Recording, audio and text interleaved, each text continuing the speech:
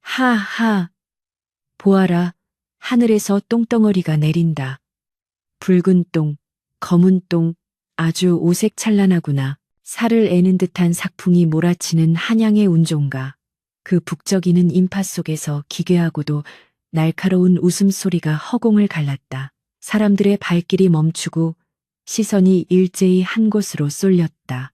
꽁꽁 얼어붙은 청계천 물길 위로 놓인 광통교 아래 거적대기조차 제대로 걸치지 못한 채 맨발을 드러낸 한 여인이 덩실덩실 춤을 추고 있었다. 헝클어진 머리카락은 볏짚처럼 뻣뻣하게 굳어 얼굴의 반을 가렸고 드러난 피부는 오물과 검댕으로 뒤덮여 본래의 살색을 짐작조차 할 수 없었다. 그녀는 허공을 향해 손짓하며 무엇이 그리 즐거운지 배를 잡고 자지러지게 웃어댔다. 입을 벌릴 때마다 누런 치아 사이로 흘러나오는 입김이 하얗게 흩어졌다. 지나가던 행인들은 눈살을 찌푸리며 혀를 찼다. 비단 옷을 입은 양반들은 코를 막으며 걸음을 재촉했고 장사치들은 재수옴 붙었다며 소금을 뿌리는 시냅을 했다. 준치, 전연이 또 시작이구먼. 날이 이렇게 추운데 얼어 죽지도 않고 참 명줄도 즐기지. 광통교 미친년 말인가? 듣자 하니 벌써 3년째 저러고 산다더군. 전생에 무슨 죄를 지었길래 저런 꼴로. 에잉, 보기 싫으니 어서 가세. 저 미친 기운이 오물라. 사람들의 멸시와 조롱이 비수처럼 날아와 꽂혔지만 연하는 아랑곳하지 않았다. 아니, 오히려 그 시선들을 즐기는 듯 더욱 과장되게 몸을 비틀었다. 그녀는 바닥에 떨어진 썩은 배추 잎사귀 하나를 집어들더니 마치 천하의 진미라도 되는 양 우적우적 씹어 삼켰다. 얼어붙은 배추 조각이 잇몸을 찔러 비릿한 피맛이 입안에 감돌았지만 그녀는 씹는 것을 멈추지 않았다. 씹어야 했다. 씹고 삼켜서 뱃속을 채워야만 이 지독한 추위를, 그리고 그보다 더 끔찍한 기억을 견뎌낼 수 있었기 때문이었다. 맛 좋다. 임금님, 수라상이 부럽지 않구나. 크아하. 그녀가 다시 한번 하늘을 향해 고개를 젖히며 웃음을 터뜨렸을 때 헝클어진 머리카락 사이로 번뜩이는 눈동자가 찰나의 순간 드러났다. 그 눈빛은 결코 미치광이의 흐릿하고 몽롱한 것이 아니었다. 그것은 먹잇감을 노리는 맹수처럼 형형하게 빛나고 있었으며 깊이를 알 수 없는 차가운 이성이 서려 있었다. 연화는 웃음소리 뒤에 숨어 다리 위를 지나가는 사람들의 얼굴 하나하나를 빠짐없이 살피고 있었다. 그녀의 웃음은 세상의 눈을 속이기 위한 가면이자 자신의 목숨을 지키기 위한 유일한 방패였다. 지금으로부터 3년 전 그날 밤은 유난히도 달이 붉었다. 조정의 중신이자 청렴 결백하기로 이름 높았던 대사원 박인수의 저택은 하룻밤 사이에 불바다로 변했다. 영모라는 끔찍한 누명이었다. 들이닥친 금부도사들과 관군들의 횃불이 밤하늘을 대낮처럼 밝혔고 집안 사람들의 비명소리가 담장을 넘어 울려 퍼졌다. 아버지 박인수는 피투성이가 된 채 어린 딸 연화의 어깨를 붙잡고 절규하듯 말했다. 살아라. 무슨 짓을 해서라도 살아남아라. 짐승의 똥을 먹고 구정물을 마시는 한이 있더라도 목숨을 부지해야 한다. 그리하여 훗날 반드시 이 아비의 억울함을 밝혀다오. 그것이 마지막이었다. 아버지는 딸을 개구멍으로 밀어넣은 뒤 쫓아오는 칼날들을 온몸으로 받아냈다. 연화는 뒤도 돌아보지 않고 달렸다. 등 뒤에서 들려오는 아버지의 단말마와 어머니의 울부짖음이 귓가에 맴돌았지만 멈출 수 없었다. 가시덤불에 찢기고 돌부리에 걸려 넘어지면서도 그녀는 달리고 또 달렸다. 그렇게 명문가의 귀한 여식 박연화는 그날 밤 죽었다. 그리고 진흙탕 속에서 미치광이 거지 연화가 태어났다. 어이, 미친년. 오늘은 밥 좀 얻어먹었냐? 생각에 잠겨있던 연화의 귓가에 껄렁한 목소리가 들려왔다. 고개를 돌려보니 시장통을 주름잡는 왈패 개코와 그 졸개들이 킬킬거리며 다가오고 있었다. 그들은 심심하면 연화를 찾아와 괴롭히고 모욕을 주는 것을 낙으로 삼는 인간들이었다. 연화의 눈빛이 순간 싸늘하게 식었지만 이내 그녀는 다시 나사가 빠진 듯한 표정으로 바뀌었다. 그녀는 입가에 침을 질질 흘리며 개코를 향해 해벌쭉 웃어 보였다. 오, 개코 대장님. 오늘도 얼굴이 참으로 반질반질하십니다. 그려. 기름을 바르셨소? 아니면 똥통에 빠지셨소? 인연이 뭐라는 거야? 확 주둥이를 찢어벌라 개코가 험악하게 인상을 쓰며 발길질을 해댔다. 연화는 짐짓 놀란 척하며 바닥을 기어 도망치는 시렵을 했다. 사실 그녀에게는 어린 시절부터 익힌 호신술이 있었다. 마음만 먹으면 저런 시정잡배, 서너 명쯤은 순식간에 제압할 수 있었다. 하지만 지금은 때가 아니었다.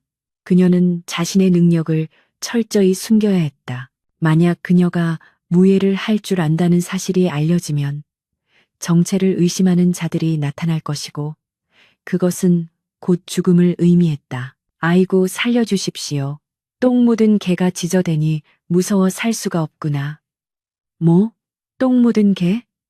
이 미친년이 진짜 돌았나. 개코가 화를 참지 못하고 주먹을 휘둘렀다. 연화는 우스꽝스럽게 몸을 비틀어 간발의 차이로 주먹을 피했다. 마치 우연히 피한 것처럼 보였지만 그것은 철저하게 계산된 움직임이었다. 그녀는 중심을 잃고 쓰러지는 척하며 개코의 발을 슬쩍 걸었다. 으악, 개코가 요란한 소리를 내며 얼음판 위에 엉덩방아를 태섰다. 졸개들이 당황하여 그를 부축하는 사이 구경하던 사람들이 웅성거리며 웃음을 터뜨렸다. 저 미친년이 왈패를 잡내 그려. 꼴 좋다. 맨날 행패를 부리더니 천벌을 받았구먼. 연화는 넘어진 개코를 향해 혀를 쑥 내밀고는 다시 덩실덩실 춤을 추며 다리 밑으로 도망쳤다. 그녀의 등 뒤로 개코의 고래고래 소리 지르는 욕설이 들려왔지만 그녀는 들은 채도 하지 않았다. 다리 밑 어두운 구석 집동을 쌓아 만든 그녀만의 보금자리에 도착해서야 연화는 거친 숨을 몰아쉬었다. 심장이 쿵쾅거렸다. 두려움 때문이 아니었다. 끓어오르는 분노 때문이었다. 저런 하찮은 놈들에게 머리를 조아리고 바보 흉내를 내야 하는 자신의 처지가 사무치게 원통했다. 하지만 그녀는 품속 깊은 곳에서 작고 낡은 주머니 하나를 꺼내 들었다. 그 안에는 불타버린 집터에서 가까스로 찾아낸 반쯤 그을린 아버지의 옷관자가 들어있었다. 차가운 옥의 감촉이 손끝에 닿자 요동치던 마음이 거짓말처럼 차분해졌다. 참아야 한다. 아직은 아니다. 놈들이 방심할 때까지, 내 칼날이 놈들의 목줄을 단번에 끊을 수 있을 때까지 기다려야 한다. 연화는 옷관자를 다시 품에 넣고 차가운 돌바닥에 몸을 웅크렸다. 배에서는 꼬르륵 소리가 났고 손발은 동상에 걸려 감각이 없었다. 하지만 그녀의 머릿속은 그 어느 때보다 맑고 명징했다. 그녀는 머릿속으로 한양의 지도를 그리고 원수들의 동선을 되짚어 보았다. 특히 그녀의 가문을 몰락시키고 권력을 장악한 좌의정 조대감, 조말생, 그자의 이름 석자를 떠올릴 때마다 연화의 이가 득득 갈렸다. 그는 아버지의 친구인 척하며 뒤로는 영모의 증거를 조작해 넣은 배신자였다. 그때였다. 다리 위에서 요란한 말발굽 소리와 함께 사람들을 물리치는 소리가 들려왔다. 물러거라. 좌의정 대감 행차시다. 연화의 몸이 굳었다. 조대감. 그가 지나가고 있었다. 그녀는 반사적으로 다리 기둥 뒤로 몸을 숨기고 위쪽을 올려다 보았다. 화려한 가마 한 채가 수십 명의 호위 무사들에게 둘러싸여 위풍당당하게 다리를 건너고 있었다. 가마의 창이 살짝 열리며 기름진 얼굴에 거만한 미소를 띤 조말생의 얼굴이 보였다. 3년 전 피 묻은 칼을 들고 아버지의 시신 앞에서 비릿한 웃음을 흘리던 그 얼굴 그대로였다. 순간 연화의 이성이 끊어질 듯 팽팽하게 당겨졌다. 당장이라도 뛰쳐나가 저 가마를 들이받고 그자의 목을 물어뜯고 싶은 사레가 전신을 지배했다. 손톱이 손바닥을 파고들어 피가 배어나왔다. 호흡이 거칠어지고 눈앞이 붉게 물들었다. 지금이라면 할 수 있을 것 같았다. 호위 무사들이 방심한 틈을 타서 하지만 연하는 자신의 허벅지를 꼬집으며 억지로 충동을 눌렀다. 지금 나서면 개죽음일 뿐이다. 아버지가 목숨을 바쳐 살려낸 자신의 목숨을 그렇게 헛되이 버릴 수는 없었다. 그녀는 입술을 깨물어 피를 내며 짐승 같은 울음소리를 목구멍 안으로 삼켰다. 가마가 다리를 건너 멀어져 갈 때까지 연하는 꼼짝도 하지 않고 그 뒷모습을 노려보았다. 그녀의 눈에서 눈물이 흘러내려 더러운 볼을 타고 흘렀다. 그러나 그것은 슬픔의 눈물이 아니었다. 그것은 맹세였다.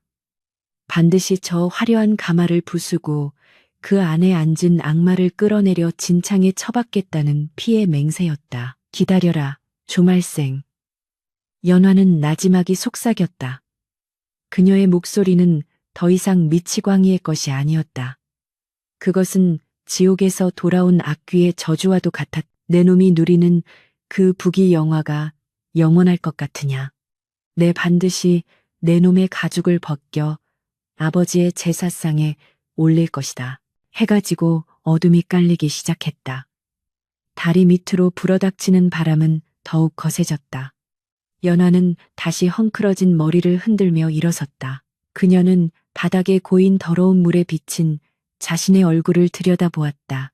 흉측하고 더러운 거지 소녀가 그곳에 있었다. 그녀는 거울 속에 자신을 향해 씩 웃어 보였다. 기괴하고 섬뜩한 그러나 어딘가 슬픈 미소였다. 이제 밤이 왔다. 낮 동안의 미치광이 연화가 잠들고 복숙이 박연화가 깨어날 시간이었다. 그녀는 거적대기 속에 숨겨두었던 낡은 붓과 종이를 꺼냈다. 그리고 떨리는 손으로 오늘 시장에서 엿들은 정보들을 기록하기 시작했다. 조대감의 하인이 기방에서 흘린 말, 쌀가게 주인이 관아에 바친 뇌물의 액수, 새로 부임한 판관의 성향, 사소해 보이는 정보들이 모여 거대한 칼날이 될 것임을 그녀는 알고 있었다. 그때 다리 건너편 어둠 속에서 누군가의 인기척이 느껴졌다. 거지들이나 드나드는 이곳에 올 리 없는 정갈하고 묵직한 발걸음이었다. 연화는 재빨리 붓과 종이를 숨기고 다시 웅크린 채 경계를 늦추지 않았다. 뚜벅, 뚜벅. 발소리는 점점 가까워지더니 이내 다리 밑 그녀의 거처 앞에서 멈췄다. 달빛을 등지고 선 탓에 얼굴은 보이지 않았지만 갓을 쓴 실루엣과 바람에 펄럭이는 도포자락이 예사롭지 않았다. 여기가 광통교 밑이 맞는가? 낮고 부드러운 그러나 위험이 서린 남자의 목소리였다. 연화는 짐짓 자다 깬 척하며 눈을 비비고는 횡설수설 대꾸했다. 헤에, 똥이요. 똥은 저기 똥간에 가서 찾으슈. 여기는 내 집이요. 허허, 똥을 찾으러 온 것이 아니다. 내 잃어버린 것을 찾으러 왔지. 남자는 한 발짝 더 다가와 쪼그리고 앉아 연화와 눈을 맞췄다. 어둠 속에서도 그의 눈빛은 맑게 빛나고 있었다.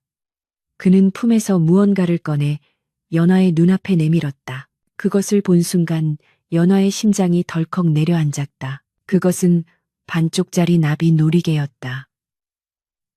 3년 전 그녀가 도망치던 날 혼란 속에서 잃어버렸던 어머니의 유품인 바로 그 놀이개였다. 이것의 주인을 알고 있는가? 듣자 하니 이곳에 3년 전부터 살고 있는 기이한 처자가 있다 하여 물어보러 왔네. 남자의 말에 연화의 동공이 흔들렸다. 이 자는 누구인가? 적군인가? 아군인가? 내 정체를 알고 온 것인가? 수만 가지 생각이 머릿속을 스쳐 지나갔다. 그녀는 침을 꿀꺽 삼키며 남자의 표정을 살폈다. 남자의 입가에는 알 수 없는 미묘한 미소가 걸려 있었다. 연화는 선택해야 했다.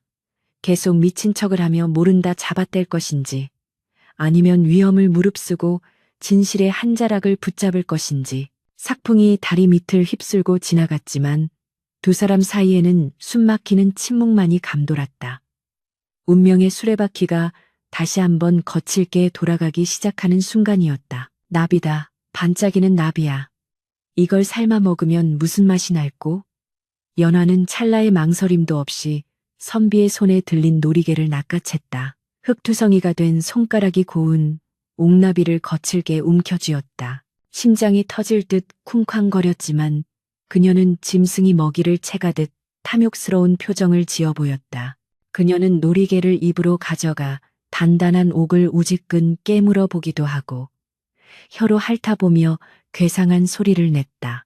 어머니의 채취가 배어있는 그토록 그리워하던 물건이건만 지금은 그저 미치광이의 장난감으로 취급해야만 했다. 그 비참함에 목구멍이 뜨거워졌으나 연화는 꺽꺽거리는 웃음으로 울음을 덮었다. 헤헤, 딱딱해, 맛없어. 이따위 돌멩이를 어디다 쓰라고 가져왔소? 엿이라도 가져오지 않고 선비는 연화의 기행을 가만히 지켜보고 있었다. 어둠 속에서 빛나는 그의 눈동자는 마치 깊은 연못처럼 고요했으나 그 안에는 날카로운 관찰력이 숨겨져 있었다. 그는 연화가 놀이개를 다루는 손길, 그리고 순간적으로 스쳐 지나가는 눈빛의 변화를 놓치지 않으려는 듯했다. 연화는 그 시선이 부담스러워 일부러 콧물을 훌쩍이며 소매로 거칠게 닦아냈다. 더러운 오물이 뺨에 번지며 흉측한 몰골이 더욱 도드라졌다. 그 물건은 귀한 분의 것이다. 함부로 다룰 물건이 아니야. 선비의 목소리에는 묘한 힘이 실려 있었다. 연화는 짐짓 화를 내며 놀이개를 품속 깊이 쑤셔 넣었다. 내 거야. 주운 놈이 임자지. 뺏어가려면 내 팔을 자르고 가져가슈. 크아하, 양반 나으리들은 다 도둑놈들이야. 그녀는 바닥에 침을 콩 뱉고는 등을 돌려 누워버렸다. 썩은 집더미를 머리끝까지 뒤집어 쓰고 코를 골며 자는 시랩을 했다. 등 뒤에서 선비의 한숨 소리가 들리는 듯했다. 잠시 후 자박거리는 발소리가 멀어지기 시작했다. 완전히 기척이 사라질 때까지 연화는 숨조차 크게 쉬지 못했다. 발소리가 들리지 않게 되자 그녀는 거적 속에서 떨리는 손으로 놀이개를 다시 꺼냈다. 차가운 달빛 아래 영롱하게 빛나는 옥나비. 어머니가 돌아가시던 날 피 묻은 손으로 쥐어주셨던 그 마지막 유품을 가슴에 품고 연화는 소리 없는 오열을 토해냈다. 입을 틀어막아도 새어나오는 신음은 다리 밑 차가운 바람 소리에 묻혀 사라졌다. 다음날 아침 운종가의 시장통은 여느 때처럼 활기로 가득 찼다. 하지만 그 활기 속에는 약육강식의 비정한 논리가 꿈틀거리고 있었다. 연화는 퉁퉁 부은 눈을 감추기 위해 눈두덩에 검댕을 잔뜩 칠하고 시장으로 나섰다. 그녀의 하루 일과는 구걸로 시작되었지만 진짜 목적은 정보 수집이었다. 시장통은 온갖 소문이 모이고 흩어지는 거대한 정보의 바다였다. 비켜라, 비켜, 왕손이 형님 행차시다. 시전 상인들이 황급히 길을 터주며 고개를 조아렸다. 거만한 표정으로 뒷짐을 지고 나타난 사내 왕손이었다. 그는 좌의정, 조말생의 집안일을 봐주는 집사 노릇을 하며 시장 상인들에게 자릿세를 뜯어내는 악질적인 자였다. 그의 뒤에는 덩치 큰 왈패들이 몽둥이를 들고 위협적으로 따르고 있었다. 연화는 구석진 곳에 쭈그리고 앉아 멍청한 표정으로 그들을 주시했다. 왕손이 저자야말로 조대감의 더러운 돈주머니를 관리하는 핵심 인물이었다. 왕손의 발걸음이 멈춘 곳은 허리가 굽은 노파가 나무를 팔고 있는 좌판 앞이었다. 쭈글쭈글한 손으로 콩나물을 다듬던 노파는 왕손을 보자마자 사색이 되어 벌벌 떨었다. 어이, 할멈. 지난달에 밀린 자릿세는 언제 낼 거야? 내 인내심이 바닥나고 있는데 말이야. 아이고, 날이. 한 번만 봐주십시오. 며칠째 날이 추워 장사가 통되질 않아 입에 풀칠하기도 어렵습니다. 노파가 바닥에 머리를 대시며 애원했지만 왕손은 들은 채도 하지 않고 집신 발로 나물 바구니를 걷어찼다. 파릇파릇한 나물들이 흙바닥에 흩어지고 지식여졌다. 돈이 없으면 몸으로라도 때워야지. 얘들아, 이 좌판 싹 다 엎어버려라. 왈패들이 낄낄거리며 달려들어 노파의 멱살을 잡고 흔들었다. 주변의 상인들은 안타까운 눈빛으로 쳐다볼 뿐 누구 하나 나서서 말리는 이가 없었다. 왕손의 뒤에 있는 권력이 두려웠기 때문이었다. 노파의 비명소리가 시장통을 울렸지만 세상은 철저히 외면했다. 연화의 주먹이 부들부들 떨렸다. 당장이라도 뛰쳐나가 저놈들의 팔다리를 꺾어놓고 싶었다. 하지만 그래서는 안 된다. 정체가 탄로나는 순간 모든 계획은 물거품이 된다. 그녀는 입술을 깨물어 끓어오르는 분노를 삼켰다. 그때였다. 연화의 머릿속에 기막힌 생각이 스쳤다. 그녀는 눈을 희번덕거리며 갑자기 괴성을 지르며 왈패들 사이로 뛰어들었다. 으아악, 뱀이다. 뱀이 나왔다. 사람 살려. 그녀는 미친 듯이 팔을 휘저으며 왕손의 품으로 쓰러지듯 안겼다. 그 바람에 왕손은 중심을 잃고 뒤로 나자빠졌고 들고 있던 장부가 흙탕물에 처박혔다. 이게 무슨 짓이야. 저리 안 꺼져. 왕손이 기겁하며 연화를 밀쳐냈다. 하지만 연화는 바닥에 뒹굴면서도 멈추지 않고 소리쳤다. 내 뱀 내놔. 내 뱀이 저 아저씨 콧구멍으로 들어갔어.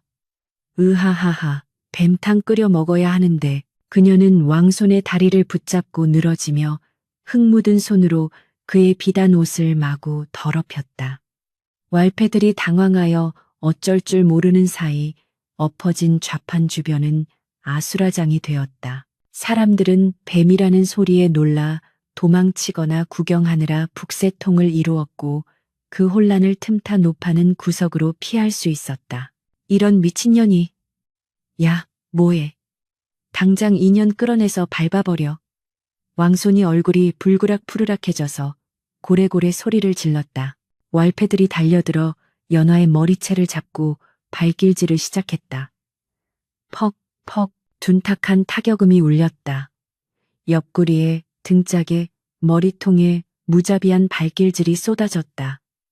살이 찢어지는 고통이 전신을 강타했다. 하지만 연화는 비명을 지르는 대신 실성한 듯 웃어댔다. 아이고 시원하다. 더 때려라. 안마가 따로 없네. 의해해. 그녀는 몸을 웅크려 급소를 보호하면서도 겉보기에는 무방비하게 맞는 척 연기했다. 어릴 적 무관이었던 외삼촌에게 배웠던 낙법과 맷집 훈련이 없었다면 뼈가 부러졌을지도 모를 일이었다.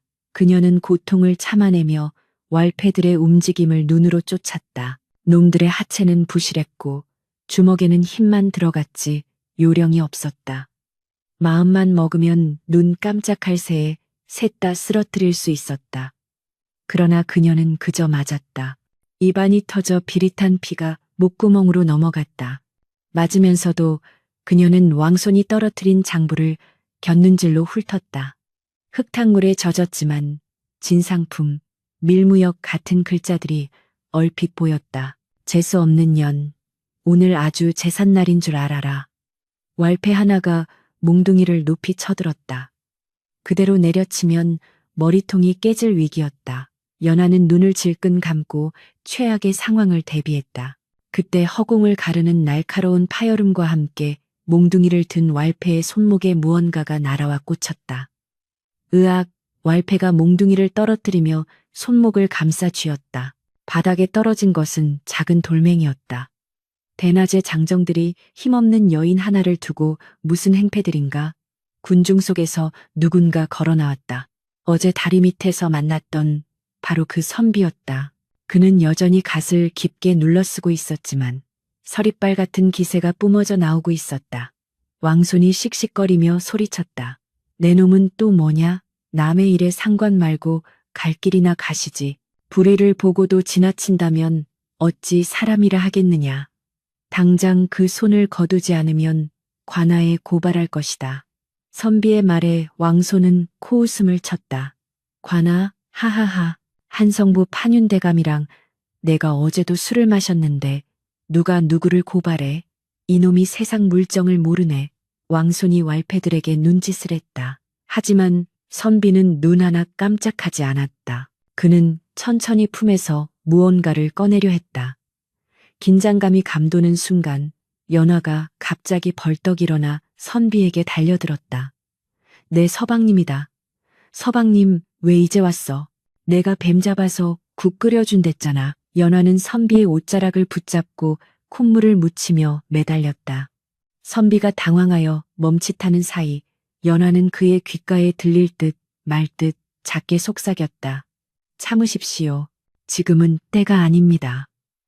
그 짧은 순간 선비의 눈동자가 크게 흔들렸다. 미친 거지 소녀의 입에서 나왔다고는 믿을 수 없는 침착하고 또렷한 어조였다. 연화는 다시 고개를 젖히며 괴성을 질렀다. 서방님, 도망가자. 저 똥개들이 우리 물려고 해.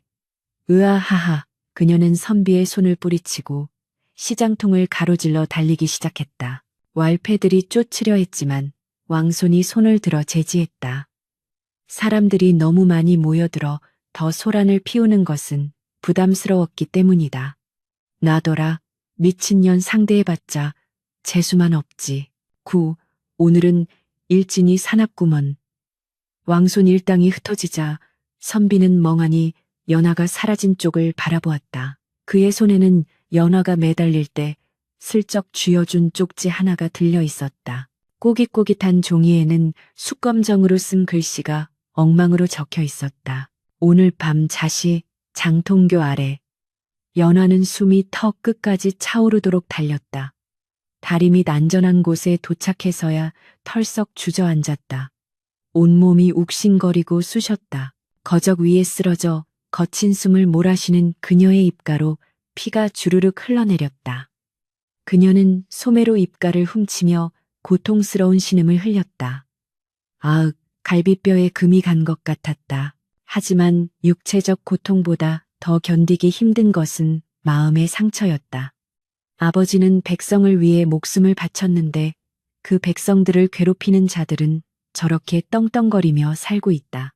그리고 자신은 그들 앞에서 바보 흉내를 내며 매나 맞아야 하는 신세다. 이 지독한 모순이 그녀를 미치게 만들었다. 해가 지고 어둠이 깔리자 다리 밑은 다시 냉기로 가득 찼다. 연화는 찬물에 젖은 수건으로 상처를 닦아냈다. 쓰라린 고통에 몸이 저절로 비틀렸지만 그녀는 이를 악물고 참아냈다. 상처를 닦아낸 그녀는 품속에서 아버지가 남긴 비밀 장부를 꺼냈다. 겉보기에는 평범한 시집처럼 보였지만 특정 글자들을 조합하면 조말생 일파의 비리 내역이 드러나는 암호문이었다. 지난 3년간 연화는 낮에는 거지로 살았지만 밤에는 학자가 되었다. 아버지가 가르쳐준 암호 해독법을 떠올리며 한 글자 한 글자 해석해 나갔다. 그리고 오늘 드디어 결정적인 단서 하나를 찾아냈다. 북쪽 오랑캐와의 밀무역, 화약, 그리고 영모 조말생은 단순히 재물을 탐한 것이 아니었다. 그는 나라를 팔아먹고 새로운 왕을 세우려는 역모를 꾸미고 있었던 것이다.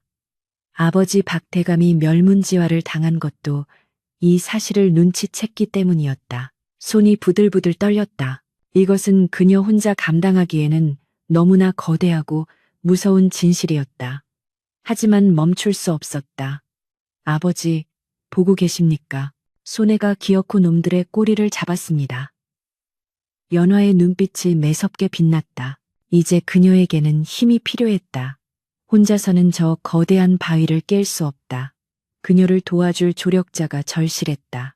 오늘 낮에 만난 그 선비, 그가 누구인지, 왜 자신에게 접근했는지 아직 확실치 않았다. 하지만 그가 던진 돌멩이의 정확도, 그리고 왈패들 앞에서 보여준 기계로 보아 평범한 인물은 아니었다.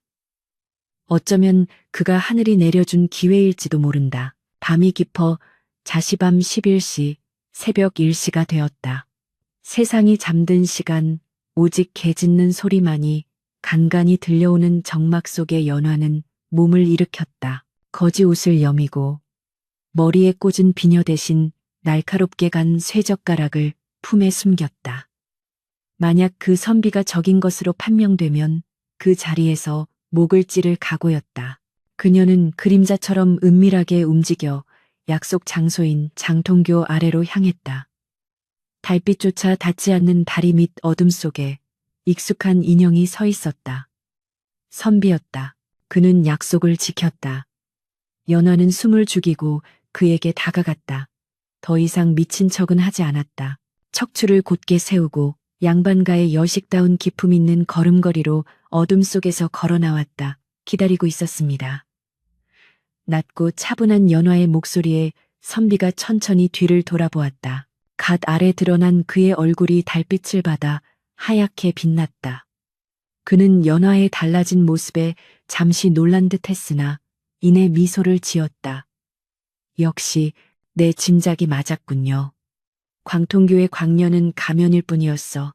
당신은 누구십니까? 왜 저를 찾으셨으며 그 놀이개는 어디서 난 겁니까? 연화의 질문은 단도직입적이었다. 선비는 품에서 놀이개를 다시 꺼내 보였다. 나는 사헌부 감찰 이정진이라 하오. 3년 전 자네 부친이신 박인수 대감의 제자였지. 이정진. 아버지께서 아끼시던 강직하고 총명하다던 그 젊은 관료였다. 연화의 눈시울이 붉어졌다.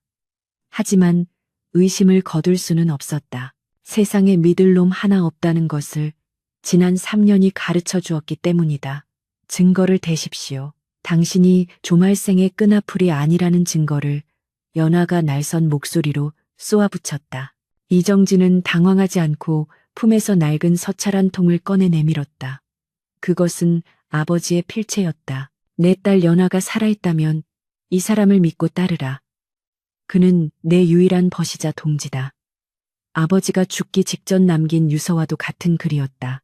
연화는 그 자리에 주저앉아 통곡하고 싶었지만 입술을 깨물며 참았다. 이정진이 그녀에게 다가와 손을 내밀었다. 낭자, 이제 그 무거운 짐을 혼자 지지 마시오. 내가 돕겠소. 함께 조말생의 죄를 밝히고 박대감의 억울함을 풉시다. 연화는 그 손을 바라보았다. 흙투성이가 된 자신의 손과 희고 깨끗한 선비의 손. 그 두 손이 맞잡는 순간 복수의 서막은 비로소 올랐다. 그러나 그들은 알지 못했다. 어둠 속에서 그들을 지켜보는 또 하나의 시선이 있다는 것을. 다리 난간 위 검은 복면을 쓴 자객이 숨죽여 그들의 대화를 엿듣고 있었다. 자객의 손에는 서늘한 비수가 들려 있었고 달빛을 받아 섬뜩하게 번뜩였다. 박 대감의 여식이 살아 있었다니 대감께 보고해야겠군. 바람이 불어와 촛불을 끄듯 자객의 모습이 어둠 속으로 사라졌다. 폭풍전야의 고요함이 장통교 밑을 감싸고 돌았다. 연화의 앞날에 닥쳐올 시련은 이제 겨우 시작에 불과했다. 다리 밑에서 은밀한 만남이라. 좌회정 조말생은 손에 든 찻잔을 천천히 내려놓았다. 최고급 백자에 담긴 맑은 차 향기가 방안을 그윽하게 채웠지만 그의 눈빛은 찬물보다 탁하고 어두웠다. 화려한 병풍 뒤 그림자 속에서 검은 복면을 쓴 사내 조말생이 비밀리에 부리는 살수 조직 흑열단의 단주가 무릎을 꿇고 있었다. 그래, 그 거지 계집이 사내와 내통하더란 말이지? 그러하옵니다, 대감. 멀리서 지켜보아 정확한 대화 내용은 듣지 못하였으나 사내가 계집에게 무언가를 건네는 것을 보았습니다. 그리고 계집의 태도가 평소의 그 미치광이와는 사뭇 달랐사옵니다. 조말생의 미간에 깊은 주름이 패였다. 3년 전 박인수의 일가를 도륙낼 때 단 하나의 오점이 있었다. 시신을 찾지 못한 박인수의 어린 딸, 강물에 휩쓸려 죽었으리라 짐작하고 잊고 살았으나 늘 뒷덜미가 서늘한 기분이었다. 그런데 다리 밑에 그 유명한 광녀가 수상한 움직임을 보이다니 어쩌면 쥐새끼 한 마리가 덫을 피해 살아남았을지도 모르겠구나. 조말생이 낮게 읊조리며 곰방대를 입에 물었다. 매캐한 연기가 허공으로 흩어졌다. 단주야, 당장 그 계집을 잡아드릴까요? 아니, 서두르지 마라. 만약 그 계집이 정말 박인수의 핏줄이라면 분명 어딘가에 숨겨둔 그것을 가지고 있을 게다. 섣불리 죽였다가 물건의 행방을 영영 찾지 못하게 되면 낭패지. 조말생은 자리에서 일어나 뒷짐을 지고 방안을 서성였다. 바닥에 깔린 비단 금침이 그의 발 아래서 사각거렸다. 내일은 명나라 사신을 맞이하기 위한 연회가 열리는 날이다. 거리에 사람들이 넘쳐날 테지. 놈들이 움직이기 딱 좋은 날이야. 왕손이를 시켜 그 계집을 감시하게 하라. 그리고 아주 지독하게 시험해 보거라. 진짜 미친년인지 아니면 미친 척을 하는 여우인지 가면을 쓰고 있다면 고통 앞에서 반드시 벗겨지기 마련이니라. 조말생의 입가에 잔인한 미소가 번졌다. 다음 날 한양의 거리는 명나라 사신단 행렬을 구경하러 나온 인파로 발 디딜 틈이 없었다. 울긋불긋한 깃발이 휘날리고 풍악 소리가 요란하게 울려 퍼졌다. 그러나 그 화려한 축제의 이면에는 팽팽한 긴장감이 감돌고 있었다. 연화는 평소보다 더 헝클어진 머리와 더러운 옷차림으로 인파 속에 섞여 있었다. 그녀의 눈은 끊임없이 주변을 살폈다. 평범한 백성들 틈에 섞여 있는 날카로운 눈빛의 사내들, 조말생의 수하들이 쫙 깔려 있었다. 어젯밤 이정진과의 짧은 만남을 통해 연화는 중요한 사실을 알게 되었다. 조말생이 명나라 사신에게 막대한 뇌물을 바치고 그 대가로 화약을 밀수입하려 한다는 것, 그리고 그 거래가 바로 오늘 밤 마포나루의 은밀한 창고에서 이루어진다는 것이었다. 이정진은 자신이 관군을 이끌고 현장을 급습하겠다고 했지만 정확한 창고의 위치를 알 수 없었다. 그 위치는 연화가 가지고 있는 비밀 장부의 마지막 장암호에 숨겨져 있었다. 연화는 오늘 아침 목숨을 걸고 그 암호를 해독해냈다. 붉은 버드나무 아래 세 번째 쥐구멍. 이제 이 정보를 이정진에게 전달해야 했다. 하지만 감시의 눈길이 너무나 삼엄했다. 직접 만나거나 쪽지를 전하는 것은 불가능했다. 자칫하면 두 사람 모두 죽음을 면치 못할 것이다. 방법은 하나뿐이야. 연화는 심호흡을 했다. 차가운 공기가 폐부 깊숙이 들어와 뜨거운 심장을 식혔다. 그녀는 광통교 한복판, 사람들이 가장 많이 모인 곳으로 비틀거리며 걸어나갔다. 아이고, 배야. 아이고, 똥 마려워. 연화가 갑자기 배를 움켜쥐고 고래고래 소리를 지르며 길바닥에 주저앉았다. 사람들이 웅성거리며 그녀를 중심으로 원을 그리며 물러섰다. 저 미친년 또 시작이네. 아우, 냄새, 저리 좀 치워요. 사람들의 비난과 조롱이 쏟아졌지만 연화는 아랑곳하지 않고 갑자기 벌떡 일어나 덩실덩실 춤을 추기 시작했다. 기괴하고 우스꽝스러운 몸짓이었다. 팔을 허우적대고 다리를 절뚝거리며 그녀는 노래를 부르기 시작했다. 닐리리야 닐리리야 니나노 두꺼비는 헌집 줄게 새집 다오. 왕서방은 헌돈 줄게 새 화약 다오. 가락은 흥겨운 민요였으나 가사는 뼈가 있는 말이었다. 군중 속에 숨어있던 이정진의 귀가 번쩍 뜨였다. 그는 갓근을 고쳐매는 척하며 연화의 노래에 집중했다. 붉은 버드나무 가지의 쥐새끼가 세 마리 찍찍찍 쌀을 훔쳐 어디로 가나. 마포, 강물, 출렁출렁 달뜨는 밤에 만나자. 연화는 노래를 부르며 손가락으로 서쪽 하늘을 가리켰다. 그리고 손가락 세 개를 펴보였다가 다시 주먹을 쥐어 가슴을 쳤다. 그것은 이정진만이 알아들을 수 있는 신호였다. 마포나루, 붉은 버드나무, 객주, 세 번째 창고, 오늘 밤. 이정진의 눈빛이 흔들렸다. 그 위험한 정보를 전하기 위해 저 여인은 수십 명의 감시자들 앞에서 스스로를 웃음거리로 만들고 있었다. 가슴이 먹먹해졌다. 하지만 감상에 젖어 있을 시간이 없었다. 그는 고개를 살짝 끄덕여 신호를 확인했음을 알리고 조용히 인파 속으로 사라지려 했다. 그때였다. 군중을 해치고 왕손이와 험상녀는 사내들이 나타났다. 왕손이의 손에는 굵은 몽둥이가 들려 있었다. 어이, 광녀, 노래 한 가락 잘 뽑는구나. 그런데 가사가 영 마음에 안 드네. 쥐새끼라니 누구 들으라고 하는 소리냐? 왕손이가 비릿한 웃음을 흘리며 연화에게 다가왔다. 연화의 심장이 덜컥 내려앉았지만 그녀는 표정을 바꾸지 않았다. 오히려 더욱 해벌쭉 웃으며 왕손이에게 다가갔다. 오, 왕대장님, 쥐새끼가 싫으시오? 그럼 뱀탕은 어떠시오? 으헤헤, 인연이 진짜. 왕손이가 눈짓을 하자 부하 2명이 달려들어 연화의 양팔을 거칠게 결박했. 연화는 비명을 지르며 발버둥 쳤지만 장정들의 힘을 당해낼 수는 없었다. 아니, 당해내서는 안 되었다. 놔라. 놔. 이놈들아.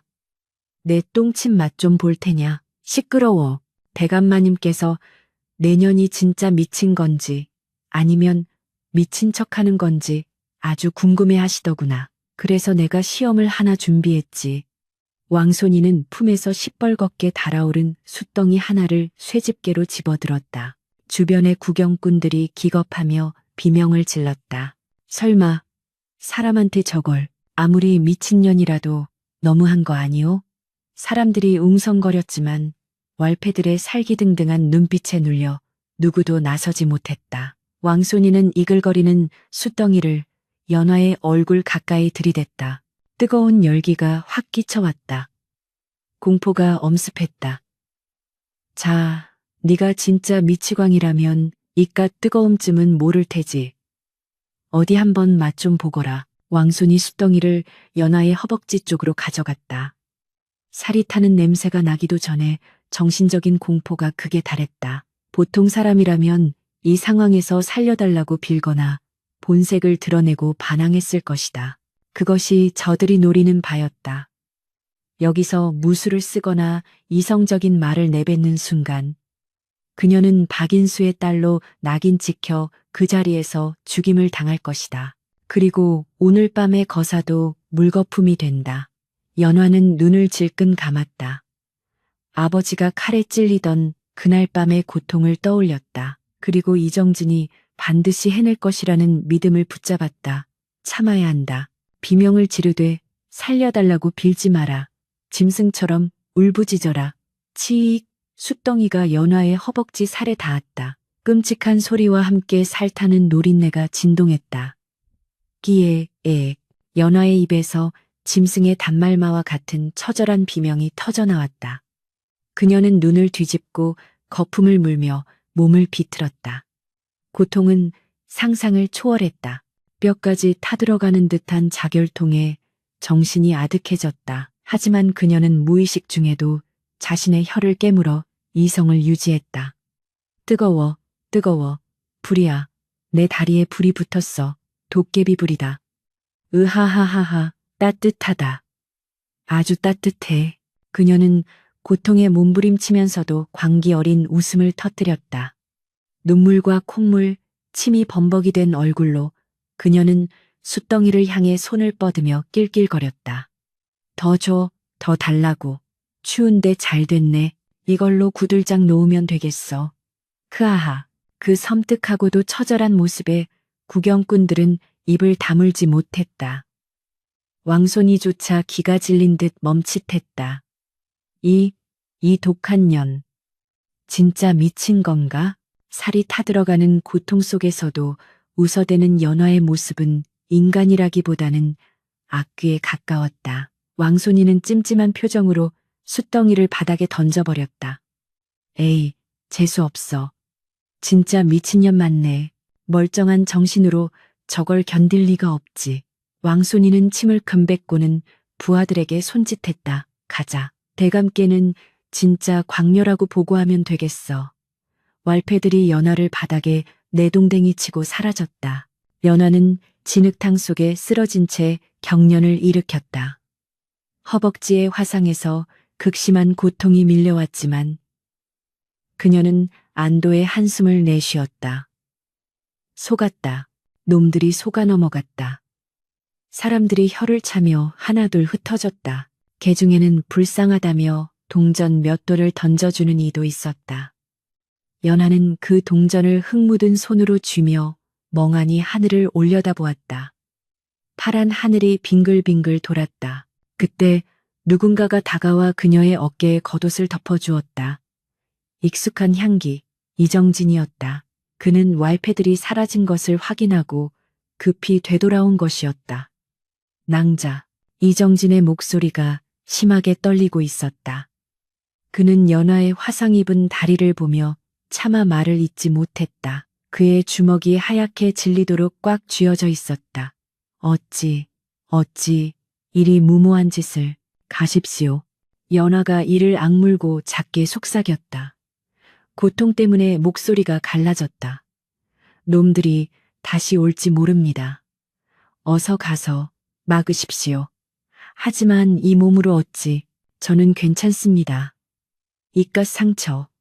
아버지가 당한 고통에 비하면 아무것도 아닙니다. 제발 헛되게 하지 마십시오. 연화의 눈빛은 고통 속에서도 형형하게 빛나고 있었다. 그것은 더 이상 소녀의 눈빛이 아니었다. 시대를 짊어진 투사의 눈빛이었다. 이정진은 뜨거운 눈물을 삼키며 고개를 끄덕였다. 내 맹세코 낭자의 핏값을 저들의 목숨으로 갚게 하리다. 조금만 버티시오. 오늘 밤 모든 것이 끝날 것이오. 이정진은 결연한 표정으로 일어섰다. 그의 등 뒤로 서늘한 바람이 불었다. 연화는 멀어지는 그의 뒷모습을 보며 정신을 잃지 않으려 안간힘을 썼다. 밤이 깊어오고 있었다. 마포나루의 강물은 검게 일렁이며 다가올 피비린내를 예고했다. 이제 주사위는 던져졌다. 연화가 목숨을 걸고 지켜낸 비밀이 조말생의 목을 겨누는 칼날이 되어 날아갈 시간이었다. 연화는 떨리는 손으로 품속의 놀이개를 꽉 움켜쥐었다. 어머니, 아버지, 지켜봐 주세요. 오늘 밤 놈들의 세상이 무너질 것입니다. 어둠 속에서 그녀의 눈동자가 푸르게 타올랐다. 다리 밑에 썩은 냄새도 허벅지의 끔찍한 고통도 그녀의 복수심을 잠재울 수는 없었다. 오히려 그 고통이 그녀를 더욱 날카롭게 벼리고 있었다. 마치 불 속에서 단단해지는 강철처럼 역적 조말생은 듣거라. 내 놈의 추악한 반역 도모는 이제 끝났다. 칠흑 같은 어둠이 깔린 마포나루. 고요했던 강변의 정막을 깨고 우렁찬 호령 소리가 밤하늘을 뒤흔들었다. 홍류 붉은 버드나무, 객주의 거대한 창고문이 박살나며 이정진이 이끄는 정예 관군들이 들이닥쳤다. 횃불에 붉은 불꽃이 춤을 추며 창고 안을 대낮처럼 밝혔다. 그곳에는 명나라 사신들과 거래하기 위해 쌓아둔 화약 상자와 은괴들이 산더미처럼 쌓여 있었다. 이게 무슨 행패냐? 감히 어느 안전이라고 칼을 들이대 비단 의자에 앉아 밀거래를 지휘하던 조말생이 찻잔을 집어던지며 벌떡 일어났다. 그의 얼굴은 당혹감으로 일그러졌으나 이내 특유의 교활한 눈빛을 되찾았다. 그의 뒤로 흑열단의 살수들이 그림자처럼 나타나 살기를 뿜어내며 관군들을 애워쌌다. 이정진, 내 놈이 기어코 제명을 재촉하는구나. 감찰 따위가 좌회정의 사적인 거래 현장을 급습해 이것이 무고로 밝혀지면 내 놈의 목은 물론 삼족을 멸할 것이다. 조말생은 오히려 큰 소리를 치며 이정진을 압박했다. 그는 노련한 정치가였다. 현장이 발각되었다 해도 증거를 인멸하고 권력으로 찍어 누르면 그만이라는 계산이 서 있었다. 무고, 눈앞에 쌓인 화약과 명나라 사신들이 증거가 아니고 무엇이란 말이냐. 허허, 어리석기는. 이것은 북방의 오랑캐를 토벌하기 위해 사신편에 비밀리에 들여온 국방물자다. 내 충정을 역모로 몰다니 내 놈이야말로 역적이 아니냐. 조말생이 손짓하자 왕손이가 재빠르게 화약 상자 위에 덮여있던 장부들을 화로에 던져버렸다. 불길이 순식간에 종이를 집어삼켰다. 결정적인 물증인 거래 내역서가 재가 되어 흩어지는 순간이었다. 아차, 이정진이 탄식을 내뱉으며 달려들려 했으나 흑혈단의 살수들이 앞을 가로막았다. 챙. 날카로운 금소금과 함께 치열한 난전이 시작되었다. 관군과 살수들이 뒤엉켜 칼부림을 벌이는 사이 조말생은 비릿한 웃음을 흘리며 뒷짐을 지고 유유히 상황을 즐겼다. 보아라, 증거는 사라졌다.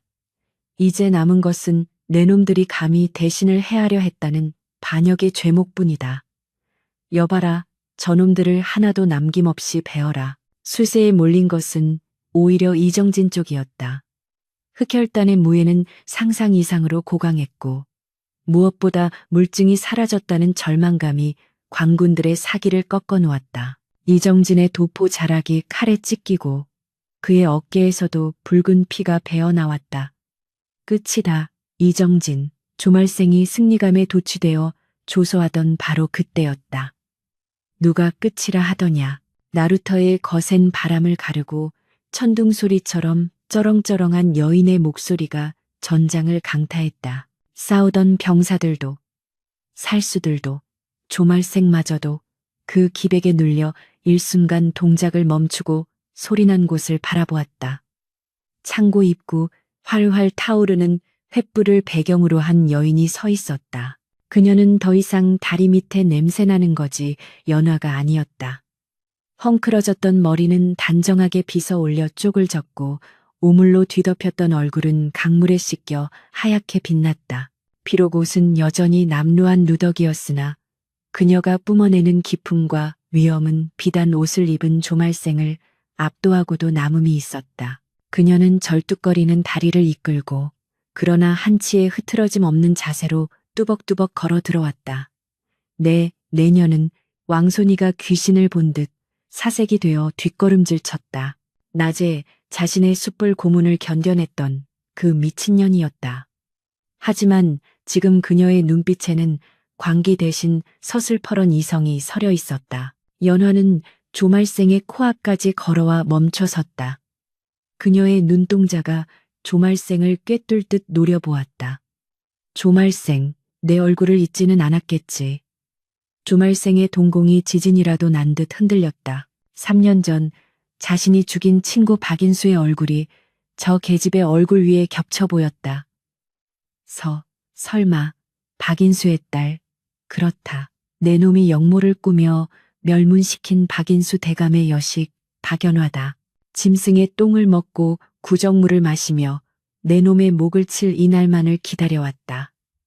연화의 외침에 좌중이 술렁거렸다. 죽은 줄 알았던 명문가의 여식이 살아 돌아왔다는 사실만으로도 충격이었다. 하지만 조말생은 이내 표정을 수습하며 코웃음을 쳤다. 하하하. 죽은 귀신이 살아 돌아왔나 했더니 미치광이 거지가 양반 행세를 하는구나. 네가 박인수의 딸이라는 증거가 어디 있느냐. 그리고 설사 그렇다 한들 내가 역모를 꾸몄다는 증거는 이미 불타 없어졌다. 조말생이 불타버린 화로를 가리키며 뻔뻔하게 소리쳤다. 이정진이 안타까운 눈빛으로 연화를 바라보았다. 하지만 연화는 조금도 당황하지 않았다. 그녀의 입가에 싸늘한 미소가 번졌다. 불타 없어졌다고? 내 놈은 종이 쪼가리만 태우면 진실이 덮일 줄 아는구나. 연화는 품속에서 보자기에 쌓인 물건 하나를 꺼내 높이 쳐들었다. 횃불빛을 받아 영롱하게 빛나는 녹색 옥새였다. 그것을 본 순간 조말생의 얼굴에서 핏기가 완전히 사라졌다. 그것은 명나라 황제가 조선의 왕에게 보내는 친서와 함께 밀봉되어 있어야 할, 그러나 조말생이 중간에 가로채 위조하려 했던 바로 그 진짜 국세였다. 이것은 내 놈이 빼돌려 가짜 왕을 세우려 했던 위조 칙서의 원본 도장이다. 아버지는 내 놈이 이것을 훔쳐낸 것을 알고 그것을 되찾아 숨기셨다. 그리고 그 장소를 오직 나에게만 남기셨지. 연화의 목소리가 창고 안을 쩌렁쩌렁 울렸다. 그리고 여기 내 놈이 태워버린 장부의 내용은 내 머릿속에 한 글자도 빠짐없이 새겨져 있다. 여는 숨을 들이쉬고 낮 동안 해독했던 암호문의 내용을 토해내기 시작했다. 세종 8년 3월 명나라 환관에게 은호 1000냥을 뇌물로 공여, 동년 5월 압록강변에서 화약 300근 밀수, 동년 9월 사병 2000을 양성하기 위해 병조 판서에게 청탁. 연화의 입에서 줄줄이 쏟아져 나오는 구체적인 날짜와 금액, 인명들은 조말생의 숨통을 조여왔다. 그것은 단순한 기억이 아니었다. 피로 쓴 역사였고 한 맺힌 절규였다. 구경하던 병사들조차 그 방대한 기억력과 상세함에 혀를 내둘렀다. 그만, 전연의 입을 막아라. 당장 죽여. 궁지에 몰린 조말생이 발악하듯 고함을 질렀다. 그의 명령에 왕손이와 흑혈단 최정의 살수들이 연화를 향해 동시에 달려들었다. 연화 낭자, 피하시오. 이정진이 다급하게 외치며 칼을 휘둘렀으나 거리가 너무 멀었다. 살수의 검끝이 연화의 목을 향해 날아들었다. 절체절명의 순간 연화는 피하지 않았다. 아니, 피할 수 없는 달이었다. 대신 그녀는 낮게 몸을 숙이며 치마폭 속에 숨겨두었던 아버지가 남긴 짧은 단검은 장돌 뽑아들었다. 호랑이 굴에 들어가도 정신만 차리면 산다. 어린 시절 무관 외삼촌에게 배웠던 박씨 가문의 호신술, 유수건 료쇼의 겜이 본능적으로 펼쳐졌다. 그녀는 살수의 칼날을 단검의 옆면으로 흘려내고 그 반동을 이용해 살수의 명치를 정확하게 가격했다. 거구의 살수가 외마디 비명과 함께 뒤로 나동그라졌다. 화상 입은 다리의 고통이 전신을 찢어놓는 듯 했지만 연화는 이를 악물고 버텼다. 이번에는 왕손이가 몽둥이를 휘두르며 달려들었다. 이 독한 년, 내 손으로 죽여주마. 연화는 움직일 수 없는 다리 대신 상체의 회전력을 이용해 왕손이의 품으로 파고들었다. 그리고 그녀의 손에 들린 단검이 왕손이의 허리춤에 매달린 열쇠 꾸러미를 낚아챘다. 가! 하는 소리와 함께 그녀는 왕손이의 턱을 머리로 들이받았다. 끄악! 왕손이가 코피를 쏟으며 쓰러졌다. 비록 화려한 무공은 아니었으나 살고자 하는 처절한 의지가 담긴 일격들이었다. 그 짧은 시간 동안 시간을 끈 덕분에 이정진과 관군들이 살수들을 뚫고 연화의 곁으로 당도할 수 있었다. 포박하라. 이정진의 명령에 관군들이 일제히 조말생을 덮쳤다. 나라, 이거 놓지 못해. 나는 일국의 좌의정이다. 내 놈들이 감히. 조말생이 발버둥 쳤지만 이미 대세는 기울었다. 그는 바닥에 무릎이 꿇린 채 포승줄에 묶였다. 화려했던 비단 옷은 흙투성이가 되었고 갓은 벗겨져 산발이 되었다. 그토록 거만했던 권력자의 말로는 비참하기 그지없었다. 연화는 거친 숨을 몰아쉬며 포박당한 조말생 앞으로 절뚝이며 다가갔다. 그녀의 다리에서는 붕대를 뚫고 붉은 피가 배어 나오고 있었지만 그녀는 똑바로 서서 원수를 내려다 보았다. 보아라, 조말생. 네가 벌레처럼 짓밟으려 했던 것이 무엇이었는지. 연화는 눈물이 고인 눈으로 조말생을 쏘아보았다. 너는 나를 미치광이라 비웃었으나 정작 권력에 취해 세상 무서운 줄 모르고 날뛴 너야말로 진짜 미치광이었다. 이 인연 조말생은 분함에 치를 떨며 고개를 떨구었다. 이정진이 다가와 연화에게 정중히 고개를 숙였다. 낭자의 용기가 나라를 구했습니다. 이제 모든 진실이 밝혀질 것입니다. 그 순간 멀리서 닭 울음소리가 들려왔다. 기나긴 밤이 지나고 여명이 밝아오고 있었다. 강물 위로 붉은 태양이 떠오르기 시작했다. 3년. 장장 3년이라는 시간 동안 어둠 속에 웅크려 있던 연화에게 비로소 빛이 비치는 순간이었다. 연화는 하늘을 올려다보았다. 붉게 타오르는 아침해가 마치 아버지의 미소처럼 느껴졌다. 긴장이 풀린 탓일까 다리의 고통과 함께 현기증이 밀려왔다. 그녀의 몸이 휘청거리며 쓰러지려 할 때 이정진이 단단한 팔로 그녀를 받아 안았다. 낭자, 정신 차리시오.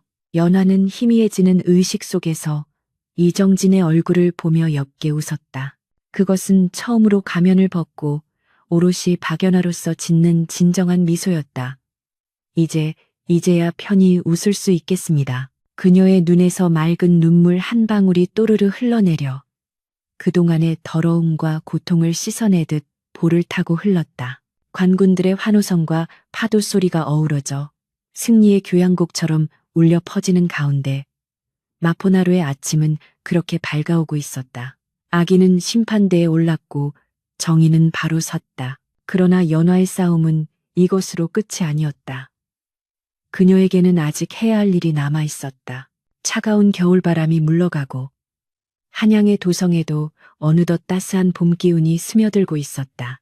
얼어붙었던 청계천 물길이 풀리며 졸졸 흐르는 맑은 소리가 들려왔고 앙상했던 버드나무 가지에는 연두색 새순이 돋아나고 있었다. 그토록 혹독했던 추위가 영원할 것만 같았으나 계절의 섭리는 어김없이 생명을 틔워내고 있었다. 3년 만에 되찾은 박인수 대감의 저택, 그 넓은 마당에도 매와 꽃망울이 터지며 그윽한 향기를 뿜어내고 있었다. 그러나 그 화려한 봄의 풍경 속에서도 박연화는 깊은 생각에 잠긴 채 마루 끝에 앉아 있었다. 그녀의 몸을 감싸고 있는 것은 더 이상 냄새나는 거적대기가 아니라 은은한 쪽빛이 감도는 고운 비단 치마 저고리였다. 씻어낸 얼굴은 백옥처럼 고왔으나 그녀의 눈가에는 씻을 수 없는 세월의 깊이가, 그리고 다리에는 희미하게 남은 화상의 흉터가 그날의 처절했던 기억을 증명하고 있었다. 아씨, 약을 드실 시간입니다. 하녀가 조심스럽게 다가와 탕약을 올렸다. 연화는 쓴 약사발을 단숨에 비워냈다. 다리 밑에서 썩은 물을 마시며 버텼던 날들을 생각하면 이 정도 쓴맛은 오히려 달게 느껴졌다. 지난달 조정은 발칵 뒤집혔었다. 연화가 목숨을 걸고 지켜낸 증거와 이정진의 고발로 인해 조말생과 그 일당들의 추악한 죄상이 만천하에 드러났기 때문이었다. 국문을 통해 그들의 역모 사실이 낱낱이 밝혀졌고 조말생은 형장의 이슬로 사라졌다. 그의 가문은 멸문되었고 그를 따르던 탐관오리들과 왕손이 같은 왈패들 또한 줄줄이 옥살이를 하거나 유배를 떠났다. 거리의 백성들은 10년 묵은 체증이 내려간 듯 환호했고 억울하게 죽은 박인수 대감의 명예는 드디어 복권되었다. 아버지, 어머니, 이제야 편히 눈을 감으시겠군요. 연화는 하늘을 올려다보며 나지막이 속삭였다. 구름 한 점 없는 파란 하늘이 마치 부모님의 온화한 미소처럼 느껴졌다. 임금은 연화의 효심과 기계를 높이 사서 큰 상을 내리고 몰수했던 가산을 모두 돌려주었다. 하루아침에 다시 명문가의 귀한 여식으로 돌아온 것이다. 하지만 연화의 마음 한구석은 어딘가 텅 빈 듯 허전했다. 비단 이불의 부드러운 감촉이 낯설었고 기름진 음식들은 목구멍에 잘 넘어가지 않았다. 밤마다 꿈속에서는 여전히 다리 밑에 차가운 바람 소리와 배고픔에 신음하는 거지들의 울음소리가 들려왔다. 무슨 생각을 그리 깊게 하시오? 담장 너머에서 익숙하고 다정한 목소리가 들려왔다. 이정진이었다. 그는 이제 사헌부 감찰을 넘어 임금의 두터운 신임을 받는 승지 비서관의 자리에 올라 있었다. 정갈한 관복을 입은 그의 모습은 듬직하기 그지없었다. 그는 연화가 겪은 모든 고초를 곁에서 지켜보았고 그녀가 회복하는 동안 한시도 곁을 떠나지 않고 지극정성으로 보살펴 주었다. 연화는 옅은 미소를 지으며 그를 맞이했다. 날이 깨서 오셨습니까? 그저 지난 날들이 주마등처럼 스쳐 지나가서요. 이제 지난 날의 악몽은 잊으시오. 낭자에게는 앞으로 꽃길만 펼쳐질 것이오. 이정진은 연화의 옆에 앉아 그녀의 손을 조심스럽게 잡았다. 그의 손은 따뜻하고 단단했다. 낭자, 내 오늘 전하께 낭자와의 혼인을 허락해달라 청을 올렸소. 낭자가 허락해준다면 내 평생 낭자의 눈에서 눈물 한 방울 흘리지 않게 지켜주고 싶소. 그것은 연화가 마음속 깊이 기다려왔던 고백이었다. 지옥 같은 복수의 길에서 유일하게 그녀를 믿어주고 지탱해준 사람, 그와 함께라면 평범하고 행복한 여인의 삶을 살 수 있을 것이다. 규방에 앉아 술을 놓고 아이를 낳아 기르며 남들처럼 평온하게 늙어가는 삶. 그것은 그녀가 잃어버렸던 당연한 권리이자 보상이었다. 하지만 연화는 선뜻 대답하지 못하고 침묵을 지켰다. 그녀의 시선은 담장 너머 저 멀리 보이는 남산 자락의 빈민촌을 향해 있었다. 나리, 저는 지난 3년간 짐승보다 못한 삶을 살았습니다. 똥을 주워 먹고 미친 척 웃음을 팔며 하루하루를 연명했지요. 알고 있소. 그 고통을 어찌 다 헤아리겠소. 하지만 나리, 그곳에서 저는 보았습니다. 저처럼 억울하게 집을 잃고 쫓겨난 사람들. 병들어도 약 한 첩 쓰지 못하고 죽어가는 아이들. 관아의 수탈에 못 이겨 도적이나 거지가 된 백성들을요. 제가 미친 척 춤을 출 때 저에게 던져주던 썩은 사과 한 쪽이 그들에게는 생명줄이었습니다. 연화는 이정진의 눈을 똑바로 바라보았다. 그녀의 눈동자는 여전히 맑았지만 그 안에는 규방의 여인에게서 찾아볼 수 없는 강인한 불꽃이 타오르고 있었다. 저는 다시 비단 옷을 입고 높은 담장 안에 갇혀 세상의 고통을 외면한 채 저 혼자만 호의호식할 수는 없습니다. 제 목숨은 아버지가 살려주신 것이기도 하지만 다리 밑에서 서로의 체온을 나누며 얼어 죽지 않게 도와준 그 이름 없는 거지들이 살려준 것이기도 합니다. 이정진은 놀란 듯 잠시 말을 잇지 못했다. 보통의 여인이라면 끔찍했던 기억을 지우고 싶어 안달했을 터인데 연화는 오히려 그 기억을 껴안으려 하고 있었다. 그녀의 영혼은 고통 속에서 파괴된 것이 아니라 더 넓고 깊게 확장되어 있었다. 이 집을 열고 싶습니다. 연화는 결심한 듯 단호하게 말했다. 아버지가 남겨주신 이 큰 저택을 갈 곳 없는 이들을 위한 쉼터로 만들고 싶습니다. 배고픈 자에게는 밥을 주고 병든 자에게는 약을 주고 억울한 자에게는 글을 가르쳐 스스로를 지킬 힘을 주고 싶습니다. 제가 겪은 고통이 헛되지 않으려면 저와 같은 불행한 이들이 다시는 생기지 않도록 돕는 것이 도리라 생각합니다. 이정진의 입가에 서서히 미소가 번졌다. 그는 잡고 있던 연화의 손을 더욱 꽉 쥐었다. 그가 사랑한 여인은 단순히 가련한 피해자가 아니었다. 그녀는 진흙 속에서 피어난 연꽃처럼 세상을 정화하려는 고결한 의지를 가진 여장부였다. 역시 내가 사람을 제대로 보았소. 낭자의 뜻이 정그렇다면 내 기꺼이 낭자의 든든한 조력자가 되겠소. 내 녹봉을 털어돋고 조정에 건의하여 낭자의 뜻이 널리 펼쳐지도록 하리다. 고맙습니다, 나리. 정말 고맙습니다.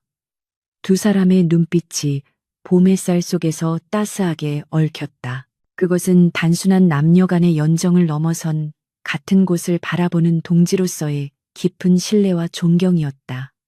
몇 달 후 박대감의 저택 대문에는 보민서 범인슈, 백성을 보호하는 관청라는 현판이 내걸렸다. 굳게 닫혀있던 대문이 활짝 열리자 남루한 옷차림의 사람들이 하나둘씩 모여들었다. 굶주린 아이들이 마당에서 뛰어놀며 주먹밥을 먹었고 병든 노인들이 따뜻한 구들장에서 치료를 받았다. 연하는 화려한 비단옷 대신 활동하기 편한 무명옷을 입고 직접 쌀을 퍼주고 상처를 치료해 주었다. 아이고, 마님, 정말 고맙습니다. 죽어가던 제 자식을 살려주셨습니다. 한 아낙네가 연하의 손을 잡고 눈물을 흘렸다. 연하는 더러운 손을 피하지 않고 따뜻하게 맞잡아 주었다. 그녀의 손은 다시 거칠어졌지만 그 손은 그 어느 때보다 아름다웠다. 사람들은 그녀를 더 이상 광통교의 미친년이라 부르지 않았다. 대신 광통교의 보살, 거지들의 어머니라 부르며 칭송했다. 어느 늦은 밤 일과를 마친 연하는 홀로 광통교를 찾았다. 달빛이 흐르는 다리 밑은 여전히 서늘하고 어두웠다. 3년 전 그녀가 웅크리고 잠들었던 그 자리는 텅 비어 있었다. 하지만 그녀의 눈에는 그곳에서 떨고 있던 과거의 자신이 생생하게 보였다. 두려움에 떨며 분노를 삼키며 살기 위해 미친 척 웃어야 했던 가엾은 소녀. 연화는 난간에 기대어 흐르는 물을 바라보았다. 물에 비친 자신의 얼굴은 이제 평온했다. 그녀는 주머니에서 어머니의 유품인 나비 놀이개를 꺼내 달빛에 비추어 보았다. 반쪽이 깨져나갔던 놀이개는 옥장인의 손을 거쳐 금으로 떼워져 있었다. 상처가 있었지만 그 상처 때문에 더욱 독특하고 빛나는 보석이 된 것이다. 마치 그녀의 인생처럼 이제는 진짜로 웃을 수 있어. 연하는 다리 밑을 향해 그리고 과거의 자신을 향해 환하게 웃어 보였다. 그것은 세상을 조롱하는 냉소도 자신을 감추는 가면도 아니었다. 그것은 고통을 이겨낸 자만이 가질 수 있는 세상의 모든 슬픔을 보듬는 자유롭고 당당한 미소였다. 어디선가 불어온 바람이 그녀의 옷자락을 스치고 지나갔다. 바람 속에 섞여 있던 썩은 냄새는 사라지고 어디선가 피어오른 밤꽃 향기가 코끝을 간지럽혔다. 그녀는 알고 있었다. 세상에는 여전히 악인들이 존재하고 억울한 일들이 일어날 것임을. 하지만 두렵지 않았다. 그녀에게는 지켜야 할 사람들과 함께 걸어갈 사람이 있었으니까. 그리고 무엇보다 시련 속에서 단단하게 벼려진 그녀 자신의 마음이 가장 큰 무기였으니까. 가자, 집으로. 그녀의 이야기는 입에서 입으로 전해져 한양 사람들은 힘들고 지칠 때마다 광통교를 지나며 이렇게 되뇌었다고 한다. 가장 낮은 곳에서도 꽃은 피고 가장 어두운 밤에도 새벽은 온다. 웃어라.